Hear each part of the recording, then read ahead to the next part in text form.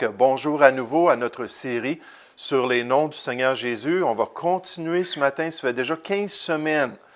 15 semaines qu'on est en train de regarder des noms pour nous aider à apprécier notre Sauveur, nous aider à vivre pour lui, à le mettre à la première place dans notre cœur, comme Paul le dit, car Christ est ma vie. C'était la motivation de sa vie, puis que Jésus puisse grandir dans nos cœurs, puis que nous, on puisse diminuer, puis avoir vraiment des bonnes priorités. Puis cette semaine, j'aimerais qu'on puisse regarder notre Sauveur, j'aimerais qu'on puisse regarder le Seigneur Jésus comme le conseiller.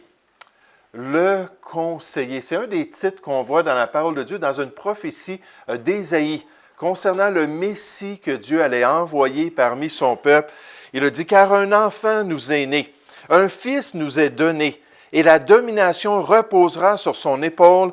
On l'appellera admirable. » Nécessairement, c'est tous des termes qu'on va regarder dans cette série-là.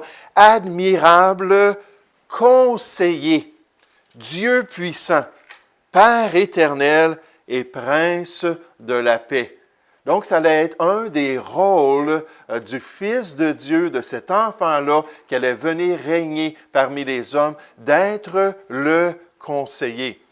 Maintenant, d'après vous, qu'est-ce que ça veut dire? Qu'est-ce que ça implique dans notre relation avec le Seigneur Jésus, qu'il ait ce rôle-là envers l'homme et envers ses enfants, d'être un conseiller? Pratiquement parlant, qu'est-ce que ça veut dire? J'aimerais d'interaction ce matin. Oui, Christian? Donner des idées sur comment on peut comment on peut procéder. Oui, donc nous guider, nous donner des informations pour notre marche chrétienne. Oui? Ça implique une relation. Si on veut nous conseiller, il faut Oui, exactement. chercher ses conseils. Oui, exactement. Moi, je trouve que ça implique un membre de notre corps qui est stratégique en face de cette réalité-là. Un petit membre de notre corps. La langue, Parce que la parole, puis tout ce qui nous dit de comment faire, il nous parle dans la parole. oui, c'est ça, mais si lui nous parle, nous, on a besoin de quoi pour l'entendre? Nos oreilles. Et la Bible nous parle d'avoir des oreilles dociles. Donc, j'aimerais vous parler de ce rôle-là du Seigneur Jésus. On voit la prophétie, on va voir l'application un peu plus loin, mais ce terme-là a été utilisé à près de 80 reprises dans la parole de Dieu, surtout dans les relations entre êtres humains. Cette réalité-là qu'on a besoin d'être conseillé dans notre vie. On a besoin d'entendre les gens, on a besoin de voir ce que les autres pensent, puis nous aider à réfléchir. Des fois, c'est des gens d'expérience. Des fois, c'est des personnes là, qui ont un bon bout de chemin de fait dans leur vie. Puis là, on va voir ces gens-là, puis surtout s'ils aiment la parole de Dieu, puis ils sont vraiment habiles dans les Écritures, ça peut nous aider à comprendre le plan de Dieu. Un auteur nous dit concernant cette expression-là, puis juste de se rappeler ça, on va revenir à cela tout à l'heure, que Jésus est notre grand conseiller.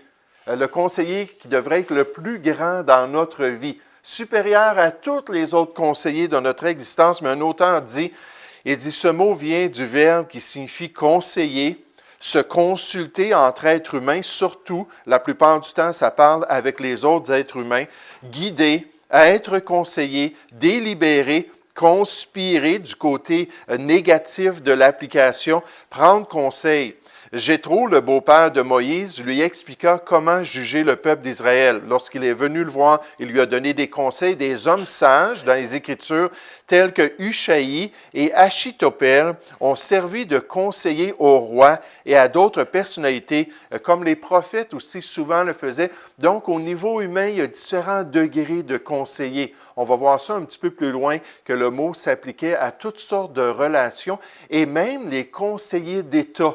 Les personnes qui étaient là auprès des rois étaient là pour leur donner des indications de ce qu'ils devaient faire dans cette direction-là. Un dictionnaire biblique nous dit, cette expression-là nous parle de conseil, conseiller, en particulier sur des questions juridiques comme un avocat. Et soit dit en passant, paraclété dans le Nouveau Testament veut dire un avocat ou un conseiller juridique, et des fois c'est traduit consolateur. Quand Jésus a dit qu'il s'en allait auprès du Père et qu'il enverrait un autre consolateur. Donc, quelqu'un qui vient se tenir à côté de nous, souffler dans notre oreille ce qu'on a besoin d'entendre pour accomplir le plan de Dieu. Nécessairement, c'est un des rôles du Seigneur Jésus-Christ. À l'époque de la Bible, un conseiller dans la cour d'un roi ressemblerait aujourd'hui à un membre du cabinet américain. Nécessairement, c'est un auteur américain. Un conseiller aurait parfois pu être en mesure de succéder au roi. Achitophel, conseiller de David et d'Absalom, donna des conseils aussi solides que les oracles de Dieu ou la parole de Dieu. On acceptait que cet homme-là était guidé par Dieu, puis on l'écoutait avec attention. Il avait vraiment une bonne réputation. La Bible mentionne des conseillers officiels en Égypte et à Babylone, dans tous les peuples. Ils avaient des mages, ils avaient des astrologues, ils avaient des personnes sages qui étaient là pour les guider dans leurs décisions. Un autre dictionnaire nous dit, le conseiller de l'Ancien Testament dans les relations humaines avait pour fonction de conseiller le roi sur des questions telles que la défense nationale ou les projets de guerre. Parfois, cependant, cette capacité de conseil était accordée à d'autres. Le roi pouvait décider qu'une des personnes là, qui le côtoyait pouvait devenir tout à coup son conseiller. Il pouvait faire un remaniement de son cabinet, si on pourrait dire, puis donner une responsabilité comme ça à un homme comme Joseph, un esclave, mais qui avait l'Esprit de Dieu et l'établir comme son conseiller. David a employé certains consultants ou conseillers dans sa cour, dont Achitophel, Jéel et Jonathan. Esdras 4 au verset 5 montre clairement que les conseillers occupaient une place stratégique dans les anciens gouvernements. Puis nécessairement, dans la charte suivante, on voit qu'il y avait différents conseillers, soit au niveau officiel ou dans différentes relations humaines. Ces conseillers étaient là pour guider autrui, pour aider les personnes à voir et à comprendre ce qu'ils devaient faire. Puis vous savez, chacun de nous, on doit comprendre qu'il y a des aspects dans notre vie qu'on ne saisit pas.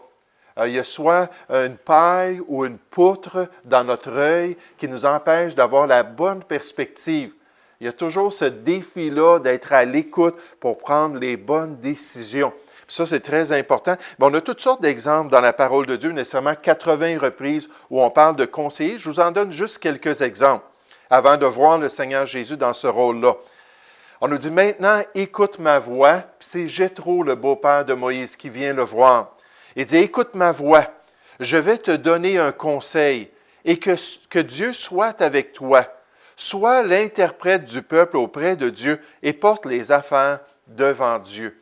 Il voyait bien que Moïse était dépassé par la situation. Puis il dit, voici comment est-ce que tu devrais régler ces choses-là. Pierre, est-ce que je pourrais te demander d'aller fermer la porte, s'il vous plaît? Merci beaucoup. Un autre exemple de cela, Balaam, qui est un prophète de Dieu, et qui s'adresse à un roi qui était païen. Puis on nous dit, et maintenant, voici, je m'en vais vers mon peuple. Viens, je t'annoncerai, donc je te conseillerai concernant ce peuple, qu'est-ce qu'il fera à ton peuple dans la suite des temps. Puis lui, il voulait se lever contre le peuple de Dieu, puis il dit, écoute, je te conseille de vraiment pas le faire. C'est un peuple béni de Dieu, Dieu est avec lui. Puis regarde même dans l'avenir ce qui va se produire lorsqu'ils vont se lever et faire la guerre ensemble.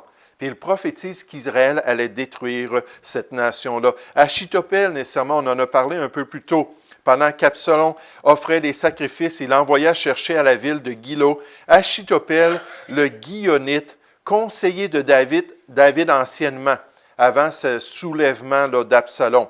La conjuration devint puissante et le peuple était de plus en plus nombreux auprès d'Absalom. Donc, un bon conseiller qui est devenu traître et qui s'est détourné de son allégeance nécessairement envers David. Anciennement, les conseils donnés en ce temps-là par Achitophel avaient autant d'autorité que si l'on eût consulté Dieu lui-même. Il en était ainsi de tous les conseils d'Achitophel, soit pour David, soit pour Absalom, parce qu'il avait une grande réputation. Il était respecté et honoré au niveau des conseils qu'il donnait.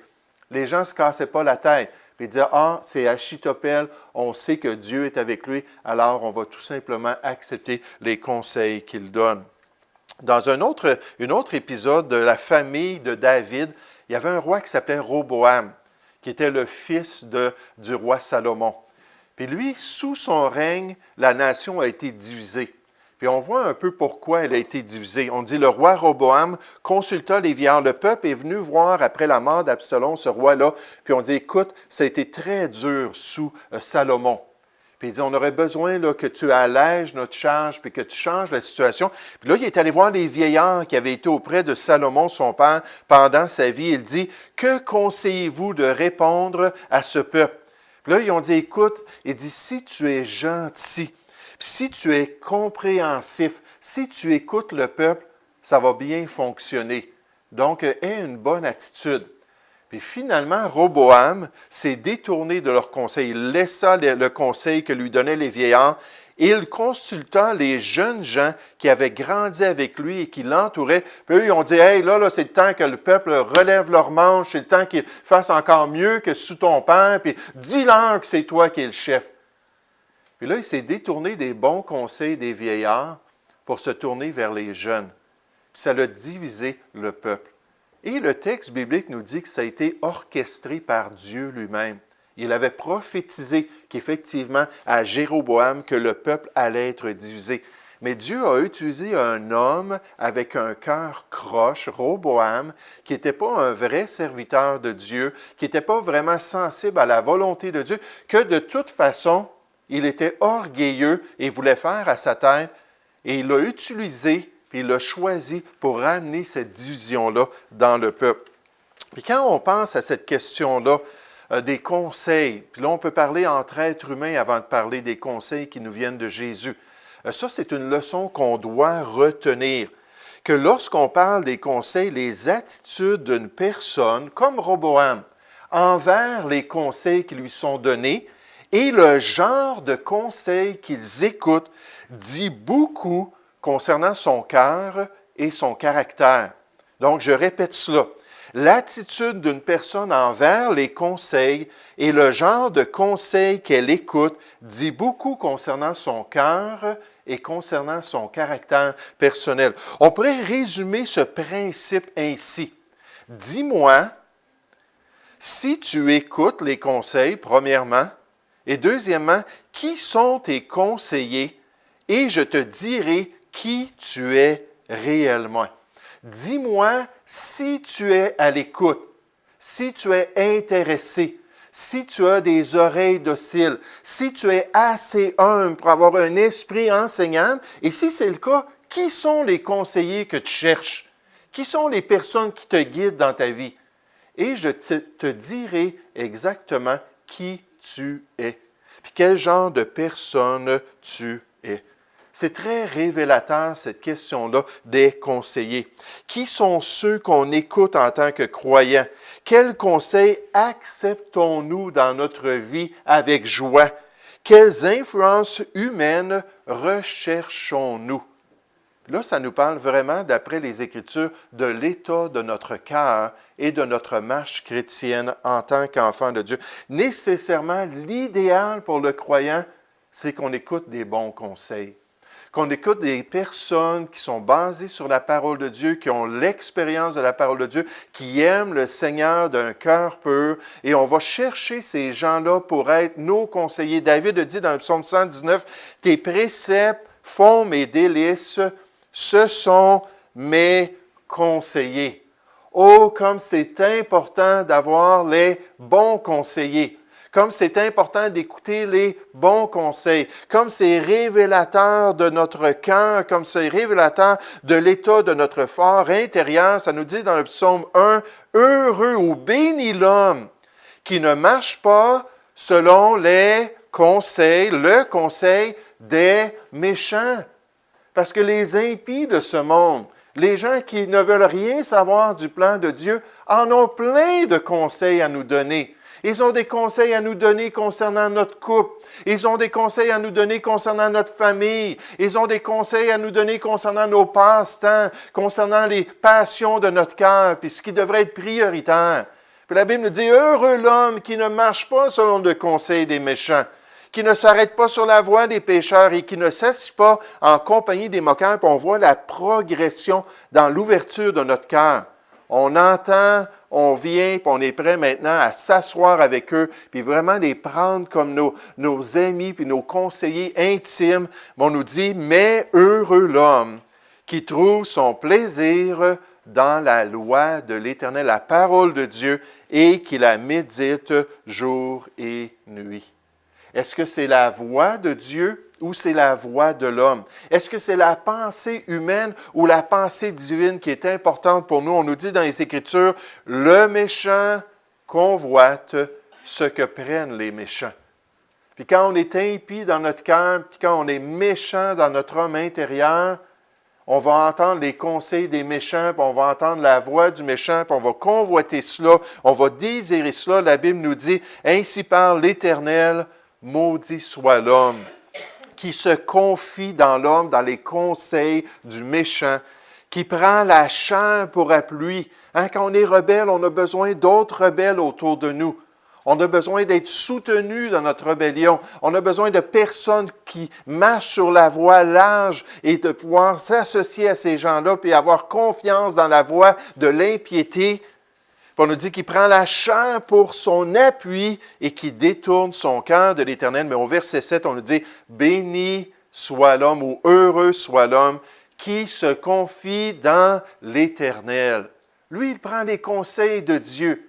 Lui, il veut entendre la voix de Dieu. Lui, il veut considérer le chemin du Seigneur et dont l'Éternel est l'espérance. Il fait le bon choix parce qu'on nous dit concernant l'homme que le cœur est tortueux par-dessus tout et qu'il est méchant. Puis quand on se tourne vers l'être humain puis on se confie dans l'être humain, on fait une grave erreur en tant que chrétien. Si c'est contraire nécessairement à la voix du Seigneur, puis au plan de Dieu. Et vous savez, dans notre société, on a ce combat spirituel-là. Il y a vraiment une attaque pour avoir nos pensées, une attaque pour orienter notre existence, une attaque pour nous guider dans nos décisions. Puis là, en tant que chrétien, il faut faire des choix. Il faut décider. Le peuple d'Israël, Jérémie, pendant 43 ans, a travaillé au milieu de ce peuple-là. Il n'y a jamais eu de réveil pendant son ministère. Il n'y a jamais eu de rois qui ont changé de cœur. Il n'y a jamais eu le peuple qui a dit « C'est assez, retournons à l'Éternel ». Ça a été pénible et il révèle l'état du cœur du peuple et dit « Et ils n'ont point écouté ». Écoutez un prophète de Dieu, Jérémie. « Et ils n'ont point prêté l'oreille ». Ils ont suivi les conseils, mais pas les conseils qui venaient d'un serviteur de Dieu. Ils ont suivi les conseils, les penchants de leur mauvais cœur. Et ils ont été en arrière et non en avant. Oh, ce n'est pas de progrès en progrès, ce n'est pas de travailler de mieux en mieux dans les voies du Seigneur. Non, c'est devenir un chrétien rétrograde. Un chrétien qui recule, qui se détourne du plan de Dieu à cause de cela. Et c'est pour ça que la parole de Dieu nous dit « Écoute les conseils ». Les bons conseils des voies du Seigneur, les bons conseils de la sagesse de Dieu. Écoute les conseils et reçois l'instruction afin que tu sois sage dans la suite de ta vie. Dieu nous dit « Il faut être ouvert aux bons conseils ». Il faut être ouvert aux bonnes instructions qui nous viennent de lui. Et quand on le fait et quand on est disposé, quand on est enseignant, la Bible dit que c'est un signe de maturité spirituelle. C'est un signe de sagesse dans les voies de Dieu. La voie de l'insensé est droite à ses yeux et ce sont les impies de ce monde qui se confient seulement dans leur conscience, qui se basent seulement sur leurs valeurs personnelles, qui s'arrêtent seulement à ce qu'eux croient et qui ne prennent pas la parole de Dieu comme guide. On est entouré de monde comme ça. Puis ça semble tellement droit à leurs yeux. Dieu n'a aucun problème avec moi. Puis ce que je fais là, c'est correct aux yeux de Dieu parce que dans ma conscience, c'est correct. Puis dans mon cœur, je suis en paix avec cela. C'est une des réalités d'une personne endurcie, puis une personne loin de Dieu. Mais on nous dit, mais celui qui écoute les bons conseils, parce que c'est de ça que ça parle ici dans les Proverbes. Celui qui écoute les conseils est sage. Il a ce discernement spirituel-là. Il a cette capacité-là d'être avisé dans les voies de Dieu. Dans Proverbe 13 au verset 10, on nous dit que c'est seulement par orgueil qu'on excite des querelles. On l'a entendu à plusieurs reprises récemment. Mais la sagesse est avec ceux qui écoutent les conseils. Est-ce que ça arrive dans notre vie chrétienne qu'on n'est pas tellement sage? Est-ce que ça arrive dans notre vie chrétienne qu'on ne fait pas les bonnes décisions? Est-ce que ça arrive qu'il y a des pratiques qu'on a qui sont contraires à la volonté de Dieu et la seule raison, c'est qu'on n'est pas enseignable? On est tellement orgueilleux, on est tellement rempli de nous-mêmes qu'il n'y a personne qui pourrait rien nous dire. Il n'y a personne qui pourrait nous enseigner les voies de Dieu. Il n'y a personne qui pourrait nous guider parce qu'on a déjà atteint dans notre esprit. On n'a pas besoin des autres. Mais la Bible nous dit que c'est un manque de sagesse. C'est une résistance au plan de Dieu, mais avec un cœur ouvert, puis un esprit bien disposé. On nous dit un cœur intelligent cherche la science. Quand on a déjà au moins cet embryon-là de sagesse dans notre cœur, ça nous montre qu'on a encore plus besoin de comprendre. J'aime tellement ça, les chrétiens qui sont rendus âgés, puis qui disent, aujourd'hui, je m'aperçois qu'il y a tellement de choses que je ne comprends pas de la parole de Dieu. Tellement de vérités que je ne saisis pas dans les Écritures. Et qui sont arrivés à cette place-là, là où ils ont vraiment soif d'être enseignés de Dieu. Ils sont vraiment à la fin d'eux-mêmes, puis ils sont prêts à comprendre les choses. Mais on nous dit, un cœur intelligent cherche la science, mais la bouche des insensés se plaît à la folie. On continue, on nous dit, un cœur intelligent acquiert la science. Il va aller dans la parole de Dieu. Il va côtoyer des chrétiens matures. Il va chercher à comprendre les voies de Dieu. Il est ouvert, il acquiert l'intelligence.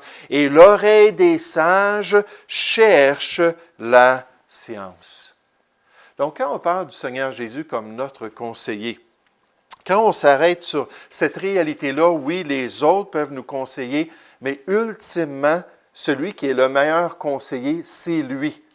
Puis quand on comprend ça, la vraie question pour nous en tant que chrétiens, c'est est-ce qu'on écoute ses conseils? Est-ce que j'écoute les conseils du Seigneur Jésus? Lui qui est mon avocat, 1 Jean chapitre 2, verset 2. Lui qui est le consolateur de près, Jean chapitre 16.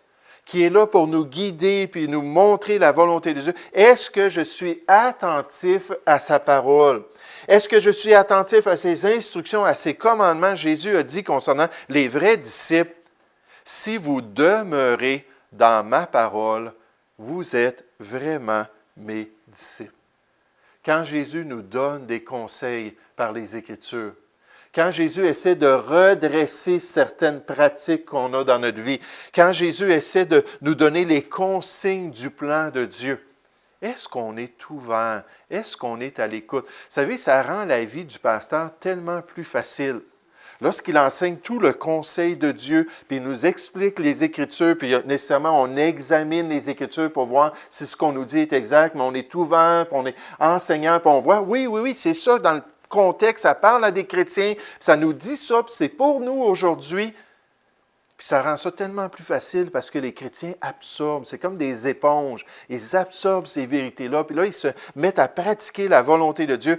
Mais Jésus, c'est le grand conseiller de Dieu dans notre vie. C'est celui qui veut nous diriger sur le chemin étroit du plan de Dieu, qui désire que nous soyons de vraies brebis. Pourquoi? Parce qu'il a dit « Mes brebis entendent ma voix, je les connais. » On a cette relation, comme Mme Tremblay disait, « Je les connais et elles me suivent. » Le bon berger est devant nous, puis il dit, c'est ici la volonté de Dieu. Et c'est ici l'appel de Dieu. Et c'est ici le plan de Dieu. Puis on dit, oui Seigneur, puis on se place, puis on se met à le suivre. Puis en fait, il dit que des vraies brebis ne suivront pas des étrangers. Vont entendre les conseils peut-être, vont être au courant de la pensée des gens, puis peut-être même le sentiment social. Comment est-ce que les gens pensent, puis ce qu'ils croient dans notre société qui est tellement loin des Écritures. Puis on nous dit, mais les brebis le suivent, le bon berger, parce qu'elles connaissent sa voix. Elles ne suivront point un étranger. Quelle caractéristique d'une vraie brebis? de suivre seulement le Seigneur Jésus. Mais elles fuiront loin de lui parce qu'elles ne connaissent pas la voix des étrangers. Est-ce que lorsque Jésus nous parle, puis est-ce que lorsque Jésus est en train de nous reprendre, puis est-ce que lorsqu'il est en train de nous encourager, on entend, puis on est prêt à changer dans notre vie? Hein, ça ne rentre pas par une oreille, puis ça ne sort pas de l'autre sans avoir descendu jusqu'à notre cœur. Des fois, c'est ça, on entend des choses, ça ne fait absolument rien dans notre vie. Dans le fond, la Bible nous dit qu'on peut fermer nos oreilles, on peut fermer nos yeux, on peut fermer notre cœur pour empêcher le Seigneur d'accomplir sa volonté dans notre vie. Jésus a dit, « Pourquoi m'appelez-vous Seigneur, Seigneur, Kurios, l'autorité suprême, le grand conseiller de ma vie? Pourquoi m'appelez-vous comme ça et ne faites-vous pas ce que je vous dis? Si c'est moi qui suis votre maître, si c'est moi l'autorité ultime dans votre vie, pourquoi est-ce que vous n'êtes pas plus ouvert que ça? Pourquoi est-ce que vous n'êtes pas plus prêt à accomplir le plan de Dieu? La Bible nous dit en tant que chrétien, celui donc qui sait faire ce qui est bien, il l'a appris dans la parole de Dieu, il l'a vu ça dans les Écritures, et qui ne le fait pas commet un péché. Ce n'est pas juste de savoir des choses, ce n'est pas juste de comprendre des choses. C'est de pouvoir mettre en pratique la parole de Dieu et suivre la volonté de Dieu. C'est un signe d'une bonne relation avec Jésus, de l'amour pour lui. Il a dit à ses disciples, « Si vous m'aimez, gardez mes commandements. » Il continue. Il dit, « Si quelqu'un m'aime, il gardera ma parole, mais la possibilité, c'est que celui qui ne m'aime pas ne garde point mes paroles. » Comme ces chefs religieux-là, le message de Jésus ne rentrait pas dans leur cœur, ne pénétrait pas au milieu d'eux. Ils entendaient, mais ils n'écoutaient pas réellement. Ils n'étaient pas ouverts, ils n'étaient pas réellement disposés.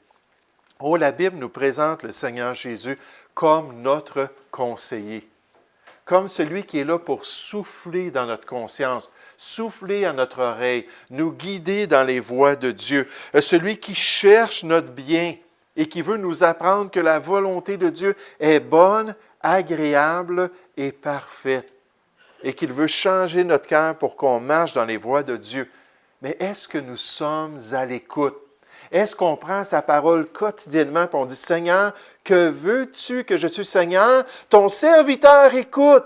Parle-moi, instruis-moi, ouvre mon intelligence, montre-moi ta volonté. » Est-ce qu'on recherche ses conseils avant tout autre conseil? Et est-ce que nous sommes obéissants à ses instructions et obéissants à ses commandements? Il ne faut pas oublier que la Bible nous dit que la sagesse est avec ceux qui écoutent les conseils. Et si seulement on peut écouter le Seigneur Jésus-Christ, si seulement on peut être ouvert à sa parole et à son esprit. La Bible nous dit effectivement que la pauvreté et la honte sont le partage de celui qui rejette la correction. Des fois, c'est une réprimande, une remontrance. Des fois, Dieu essaie de corriger quelque chose, mais celui qui a égard à la réprimande est honoré. Pourquoi? Parce qu'un enfant nous est donné. Puis on va l'appeler dans notre vie notre conseiller. On va être ouvert envers cette œuvre-là qu'il veut accomplir dans notre vie. Donc, quand on regarde le Nouveau Testament, c'est clair que Jésus est le Sauveur. C'est clair que Jésus a été envoyé par son Père pour régler notre relation avec lui. C'est clair qu'il désire que nous possédions la vie éternelle. Comme un cadeau gratuit qu'il a payé lui-même sur la croix, il a dit, tout est accompli. On va voir ça tout à l'heure lorsqu'on va considérer le repas du Seigneur puis l'œuvre du Seigneur Jésus-Christ.